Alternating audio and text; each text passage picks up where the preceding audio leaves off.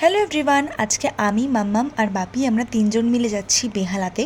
তো প্রথমেই আমার একটা পার্সেল চলে এসেছিলো, সেটাকে রেখে দিয়ে গেলাম। আর 2-4 দিন ধরে এত বৃষ্টি হচ্ছিল, তারপর ওয়েদারটা কিছুটা ঠিক হতেই আমরা বেরিয়ে পড়েছি। বেসিক্যালি দুটো জিনিস কেনার ছিল। এক হলো মাম্মাম পুজোতে যে শাড়িগুলো কিনেছে তার সাথে ম্যাচ করা ব্লাউজ কিনতে যাচ্ছিলাম। আর দ্বিতীয়ত হলো প্রতি বছর মা দুর্গাকে আমরা অষ্টমীর অঞ্জলির দিন শাড়ি আলতা সিঁদুর দিয়ে পুজো দিই। তো প্রতি বছর শাড়িটাই আমরা বেহালা থেকে কিনি। দুঃখের বিষয় মাম্মামের সেরকম কোনো ব্লাউজ পছন্দ হয়নি। একটা ব্লাউজ আর একটা মা দুর্গার জন্য শাড়ি কিনে আমরা চলে এসেছি। আর আসার পথে কিনেছিলাম একটা কদবেল। তো কদবেলটা আগামীকাল কিন্তু মাখার ভিডিও তোমাদের সাথে শেয়ার করব। আর ঠাকুরের জন্য এই শাড়িটা আমরা কিনেছিলাম।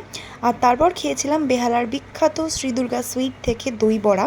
সেটা খেয়ে বাড়ি চলে এসেছি। আর ভিডিওটা যদি ভালো লেগে থাকে অবশ্যই সাবস্ক্রাইব করতে ভুলো না। আগামীকাল আসছে কদবেল মাখার ভিডিও।